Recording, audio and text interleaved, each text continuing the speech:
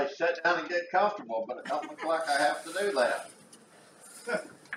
I can't remember the name. I'm sure it's there in the book. But the fellow who wrote Joy to the World, he would really be surprised to hear it sung as a Christmas carol. Read the words on it and see, does that apply? Is the curse gone? No. Does he rule the world with truth and grace? No.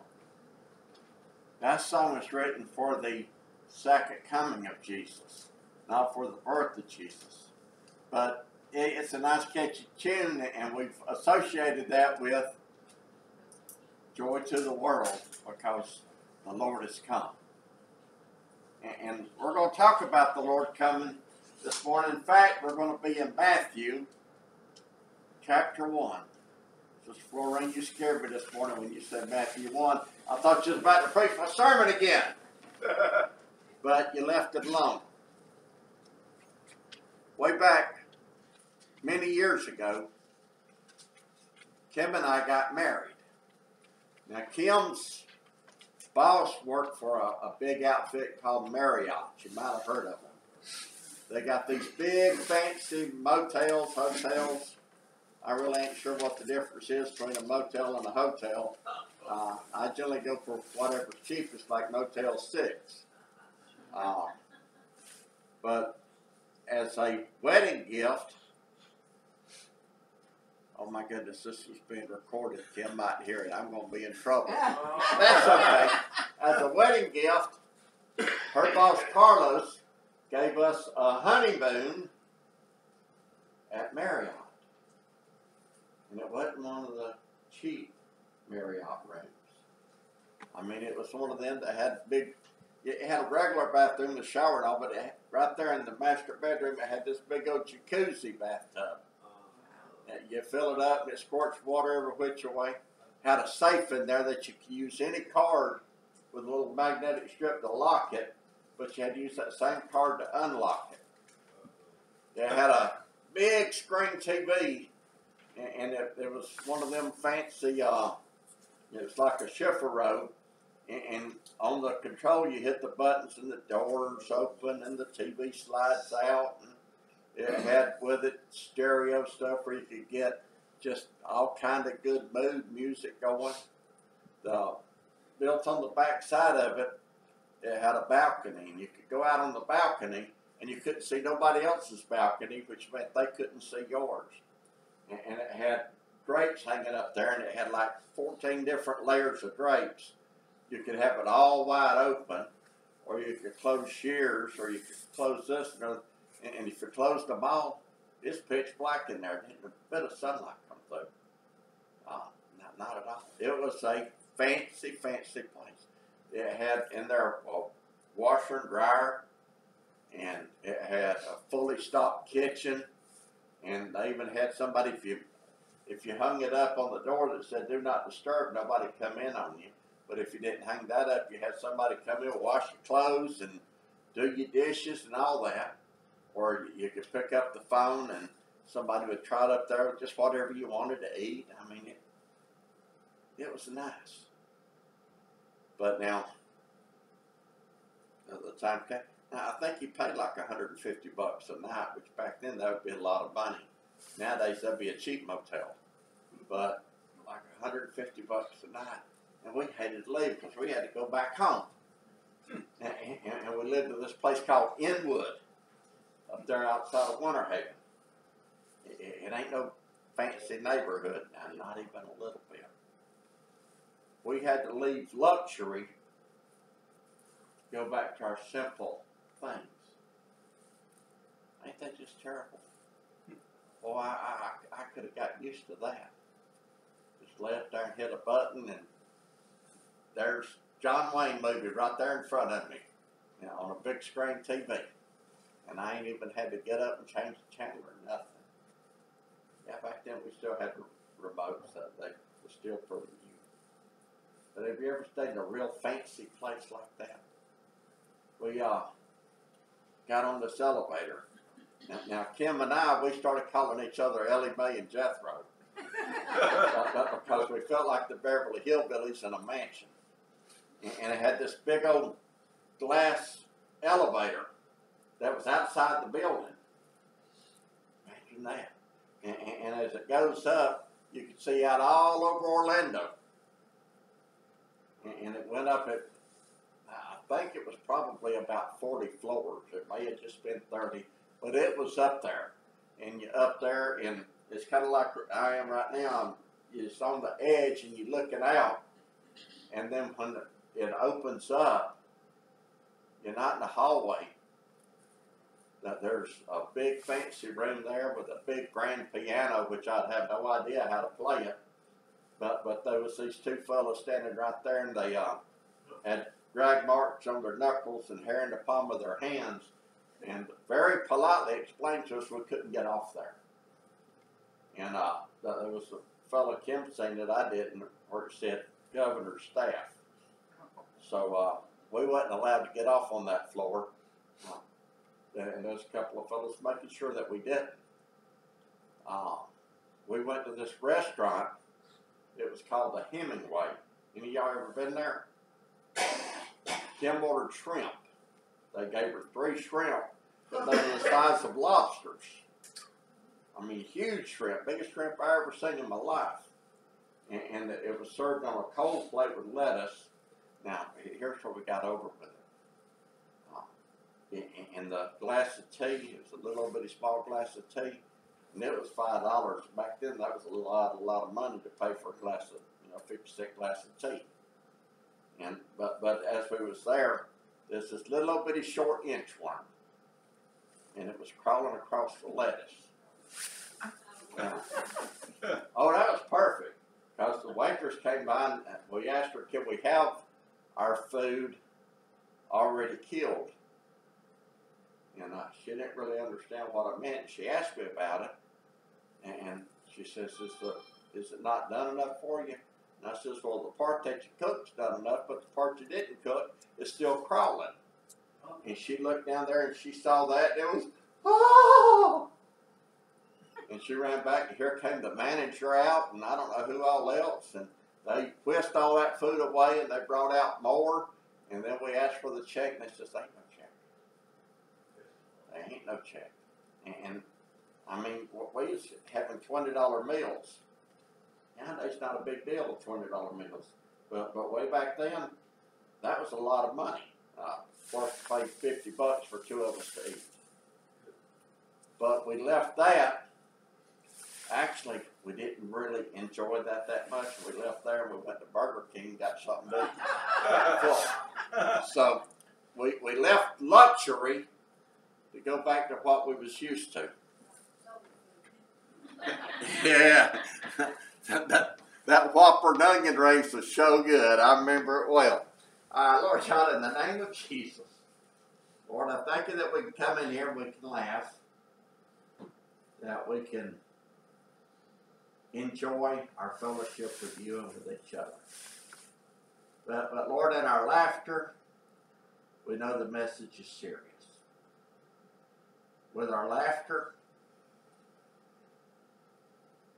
Lord, we're joining together in love. But Lord, we love you. Teach us now, Lord. In the name of Jesus. Amen. Now, Matthew chapter 1 is what I told you, right? And the Christmas stories in Matthew. It's also in Luke. But as we read through the Gospels, we have what I've always considered the skip over parts. The begats. Have any of you, when you was reading the Bible, ever taken time to skip over the begats?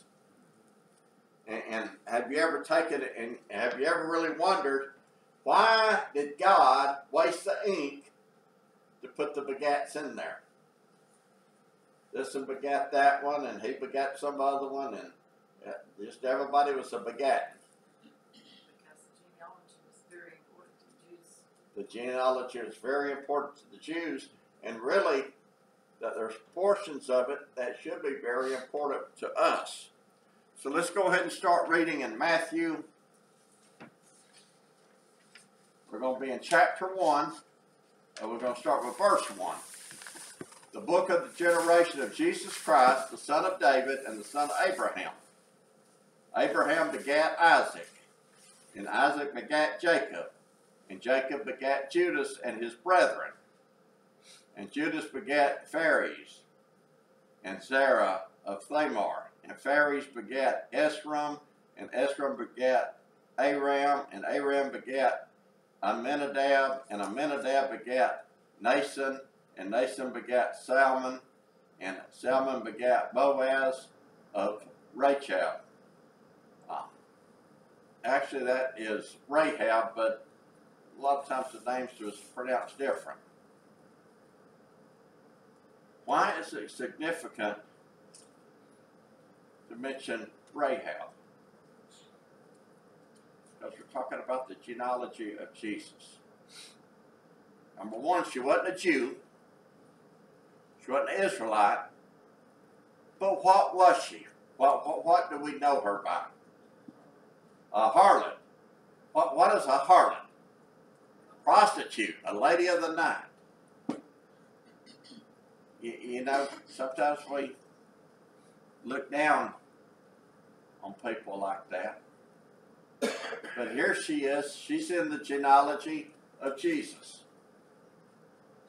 Rahab and Boaz begat Obed of Ruth. Ruth. Ruth is another foreigner. She wasn't an Israelite. She followed her mother-in-law, Naomi, back to Naomi's land. Wow. And Obed begat Jesse. And Jesse begat David the king. And David the king begat Solomon of her that had been the wife of Urias. Must be Bathsheba we're talking about. So what Bathsheba is the one who liked to take her baths up on the roof, which was really the custom then. But David liked to be the peeping Tom, and he was watching her, and he lusted for her so much that he murdered her husband so that he could have her. And Solomon begat Rehoboam, and Rehoboam begat Abiah, and Abiah begat Asa, and Asa begat Josaphat, and Josaphat begat Joram, and Joram begat Ozis, and Ozis begat Jotham, and Jotham begat Achaz, and Achaz begat Ezekaz, and Ezekaz begat Manasseh, and Manasseh begat Amon, and Amon begat Josias, and Josias begat Jeconias and his brethren about the time they were carried away into Babylon. That's an important note there.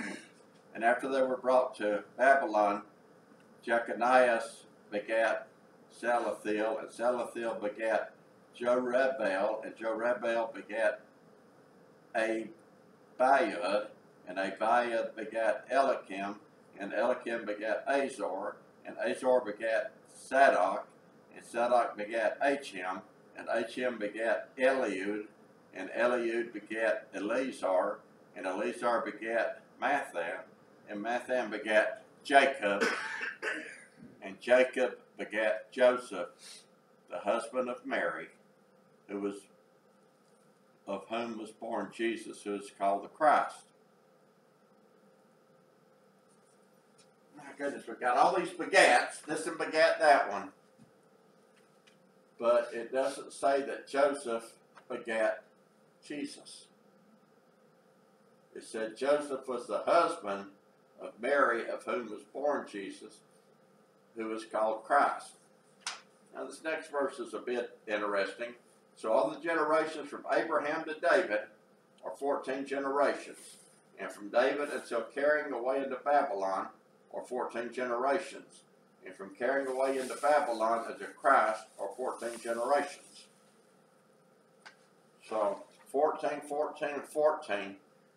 And I printed it out so I could count.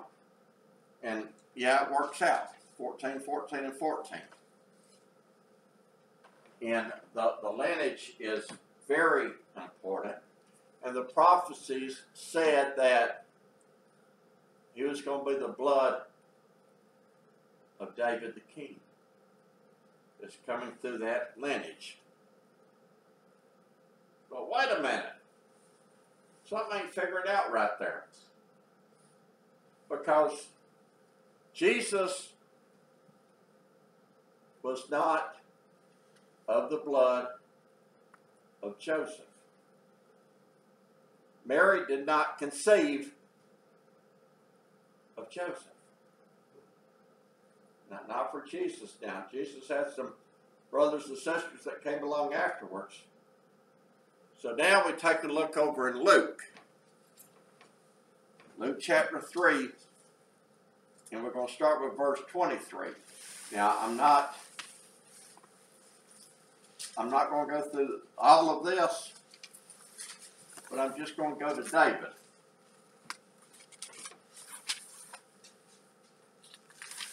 And as we read over this, have you ever compared the two genealogies and says, hey, the names don't match? And I've read a lot of different explanations for it. You know, Peter,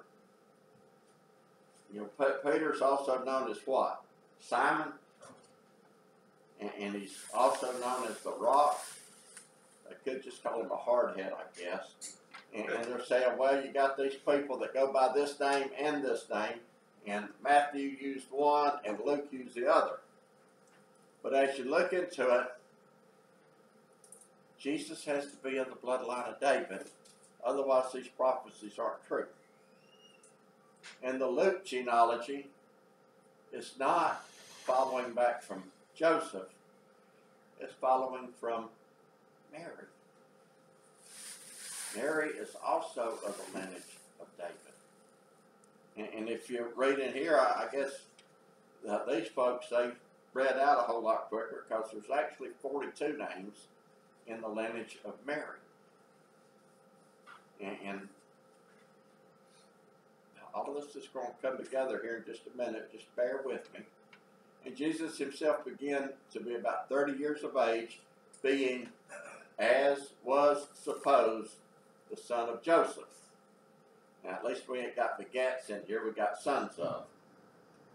That's the son of Joseph, which is the son of Heli, which was the son of Bethlehem, which was the son of Levi, which was the son of Melchi, which was the son of Janna, which was the son of Joseph, which was the son of Matthias, which was the son of Amos, which was the son of Nahum, which was the son of Esli, which was the son of Nagi, which was the son of Math, which was the son of Matthias, which was the son of Simi, which was the son of Joseph, which was the son of Judah, which was the son of Joanna, which was the son of Risa, which was the son of Zorobabel, which was the son of Salathiel, which was the son of Neri, which was the son of Melchi, which was the son of Addi, which was the son of Kosam, which was the son of Elmodam, which was the son of which was the son of Hosea, which was the son of Elizur, which was the son of Joram, which was the son of Matthias, which was the son of Levi, which was the son of Simon. Have I double copied this somehow? I don't think so. Which was the son of Judah, which was the son of Joseph, which was the son of Jonan, which was the son of Eliakim, which was the son of Mela, which was the son of Menan, which was the son of Mathatha, which was the son of Nathan, which was the son of David. Now I'm stopping there with David. But now a couple of things for these two genealogies. One of them, Matthew was writing to the religious people. And all the things that he put down, well, it's important to show that it came from Abraham through David. And all these little side notes is important. Luke was writing to the thinking people. And he carried it to show where Jesus came from God, because the first son of God was Adam. And he showed it all the way through. So they were really wanting to show two different things here with the genealogies. And Luke is wanting to show that Jesus, although he was not the son of Joseph, he was of the bloodline, because this was very important to them. Plus, it was necessary to fulfill the prophecy that he was of the bloodline of David. Okay, that's all pretty simple stuff. You got it? Okay, but that's not the point I really wanted to make here. The point I really want to make, we're going to go back to Matthew 1:17. So all the generations from Abraham to David are 14 generations. And from David until the carrying away of Babylon are 14 generations. And from the carrying away into Babylon unto Christ are 14 generations. So from David, let's go back to David. That's a very important name here. From David to Jesus, 14 plus 14, Georgia math says that's 28 generations. Agreed? Amen? Okay, you got 28 generations. And that's on Joseph's side. It's really not important to look at it on Mary's side, because it was the man who was considered the head of household. In fact, if you take a look at the first verse that we read in Luke 3:23, and Jesus himself, being about 30 years of age, being, as was supposed, the son of Joseph, which was the son of Heli. Heli was not Joseph's father. Heli was Mary's father. So why did Luke list Joseph in here? Because who's the head of the family? It's not Mary, it's Joseph. So although they're bringing the bloodline down with this family, Joseph married to Mary. And I guess it's like that thing, you know, when your daughter gets married, they say you haven't lost a daughter, you've gained a son. And I had a fellow talking to me here recently about how he's got this wonderful son-in-law. Yeah, it wasn't my father-in-law, trust me. But he's got this wonderful son-in-law that whenever he needs something done, all he has to do is tell him, and he comes over and he gets right on it. Right, Hub? Right. So, yeah, you got two of them like that. You didn't lose daughters, you gained sons. Because you got the boys, actually these are strong men, will come over to help their pa-in-law out. And, you know, one thing that I want to bring up in here, because nowadays we have all kind of mixed families. In my family, we got mixed family. Little old Brian, who's sits in here sometimes, my son, I wasn't there when he was conceived. I wasn't there when he was born. In fact, first time I come to know Brian, he was 3 years old. But he is every bit my son. Just as much as Roger Jr., who is not going to be watching this because he's up in Douglasville because they had 8 inches of snow up there and he's not got electricity. He's biologically my son. One is not more my son than the other. And something that gets me is when I hear somebody talking about the real dad or the real kids, or that this is my step kid, or the only steps in my house takes you in the front door. Outside of that, them babies is mine. And if you were to ask them, they would tell you, this is Daddy. I've been there to raise them. I've been there through all parts of their life, everything except the conception. And they 100% mine, and I love them.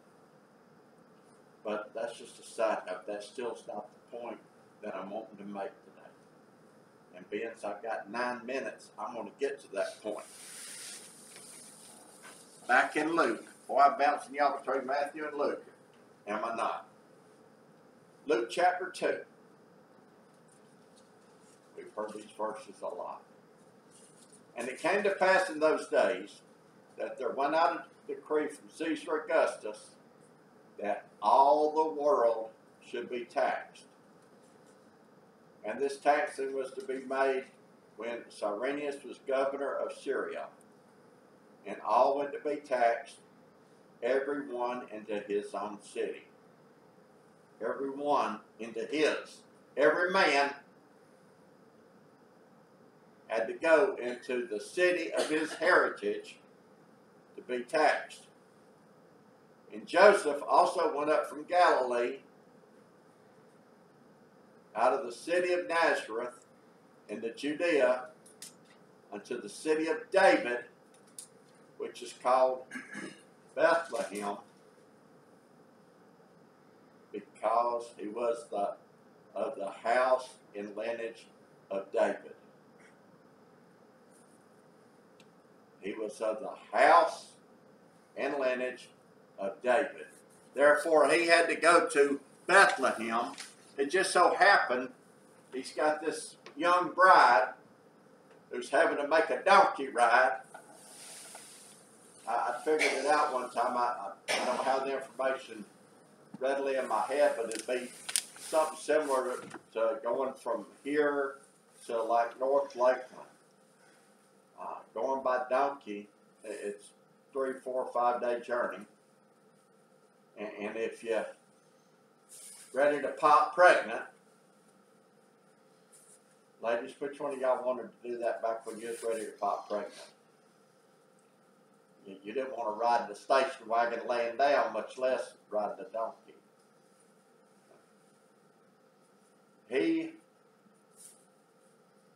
Joseph, went to Bethlehem because he was of the house and lineage of David. Remember all these names I read out? From David to Jesus was how many generations? 28. It's 14 to captivity and 14 to Jesus. So 28 generations. How many of y'all figure that on each one of those 28 steps, they just had one son? It don't tell you, but it doesn't seem likely, does it? In fact, we know David had a whole bunch of sons, and we know that Solomon had a whole bunch of sons. So they continued all them having sons, and it goes on down. So now all these sons, what does it say that all the world should be taxed? So all these sons are doing what? They go into Bethlehem. You know what? A misconception we have is that Mary and Joseph and the baby Jesus, they're sitting here in this stable, nice, clean stable. And they got this pretty little baby. It's laid out in this manger. I had one of the children last week in the parade ask me, what's a manger? It's a stinking food trough. Oh, but we make it sanitized and all nice and pretty. They get there and the hotels are full. There's no room at the inn. I don't know how many inns that they had in Bethlehem, but all of them was full. Why? Because you got 28 generations of the house and lineage of David wanting to get in there. Bethlehem was a relatively small town. You got all these people coming in. And odds is that when they got into the stables was full too. But Joseph had this wife who was about to deliver, and he found what shelter that he could find to get her in so she could deliver. Found what shelter was available. Okay. That there were cows and horses and just everything else all around. There was also people all around. Think about maybe in a crowded mall. Ladies, which one of you would want to give birth, especially the first time? Because the first time you have no idea what to expect. In a crowded mall with a bunch of strangers and quite a few donkeys around after about a 5-day donkey ride. Don't sound like fun. But now, did Jesus know what he was coming into? A crowded inn, a crowded stable, a lot of people probably not able to sleep, not able to get into a stable, having to sleep out in the open. I don't know it, and this really ain't speculation, but it's a possibility of what if. Because if Kim and I, if we were laid out, we got a place in the stable, and we saw this young couple come in, and she was pregnant and about to deliver, we would probably move out of our place of shelter to allow this young lady to take it. Think about it. Everything that we know, said Rob, everything that happened is not recorded in the Word. But if you think about things that are going on, you got 28 levels between David and Jesus that all had to go back to the city of David, that all had to go to Bethlehem, that all had to be back at this pretty much same time. Yesterday I did something very foolish. Ron, I went to Walmart. That wasn't a good thing to do yesterday. But we went yesterday so we wouldn't have to stop on the way home from church today. It was a parking lot full of vehicles, people jumping curbs and parking on the grass. Now, there wasn't hardly a buggy to be found. Everywhere you wanted to go, I kept my composure.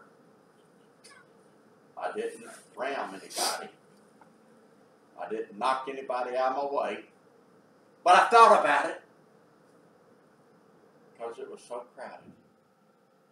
Now, let me take you back to my first story, where Kim and I got married. And we were sitting in the lap of luxury.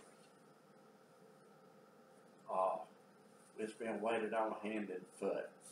If we hinted we wanted something, it was delivered.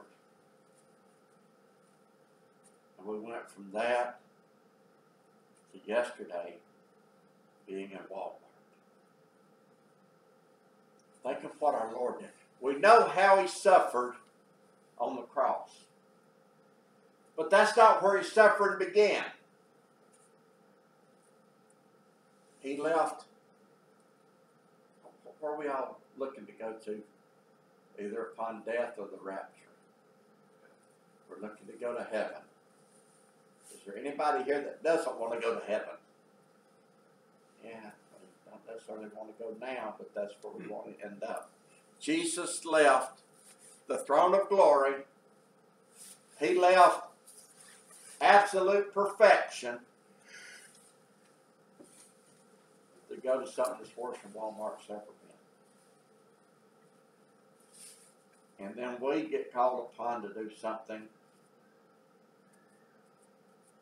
that's not convenient for me right now. I've done that with my Lord several times. It's not convenient. You get up, go to church in the morning. Let me tell you, this morning I could have slept in. Boy, could I. Especially when I stepped outside and I felt that wind bite me. Daisy and me was very comfortable laid up in that bed. She's a little heater. She gets right there beside me, and it's better than having an electric blanket.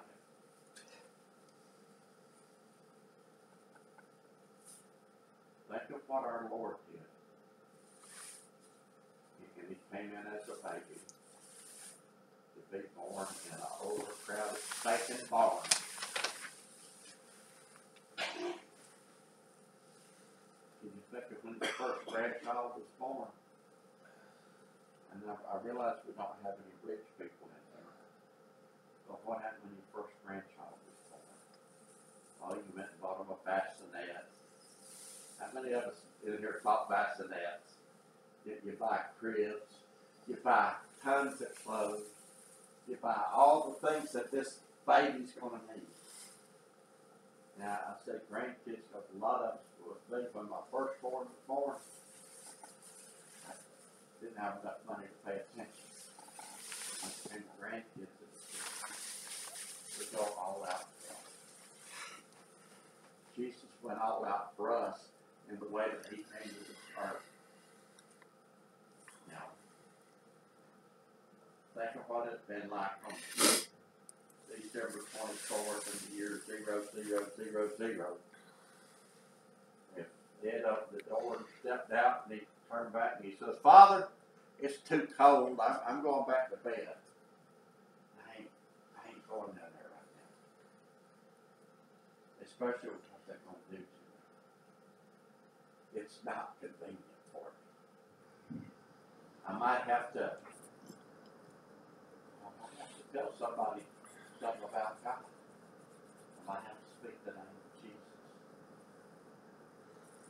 I might have to welcome in somebody who's not really of the upper class status. It'd be like them two fellows with drag marks on their knuckles and hair in the palm of their hands. Can't get off here.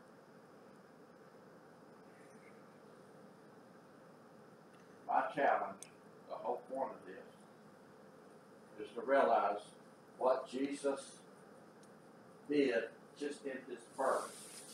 When we talk about a lot about what he did with his crucifixion, but think of what he did just with his birth. Forget these sterile nativity scenes that we come up with. Oh, it looks so peaceful laying there. Was it really peaceful? If you think it was, sometime in the next couple of weeks, go visit someplace with a bar and hang out in there just a little. It's that perfume. Yeah, that really ain't perfume smell in there, brother. And that behind your ears just wouldn't go good for you. We don't need to do what's convenient. We need to do what's right.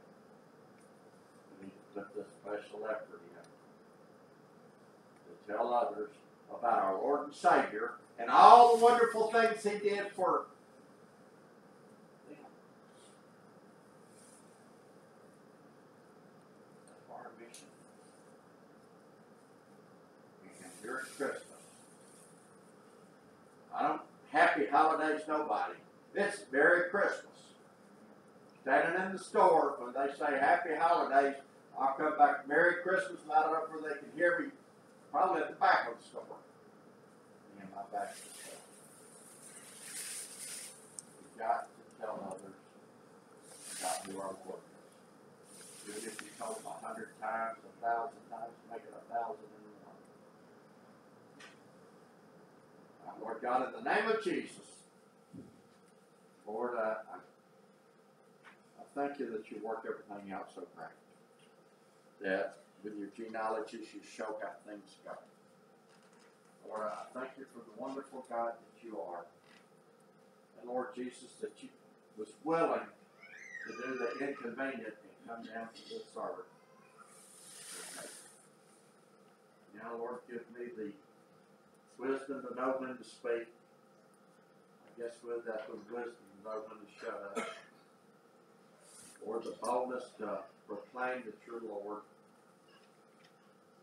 And Lord, a heart that feels your love, not just for me, but for the other people that come to contact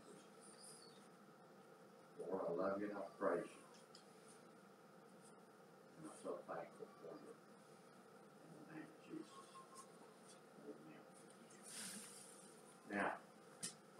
hearts and minds clear?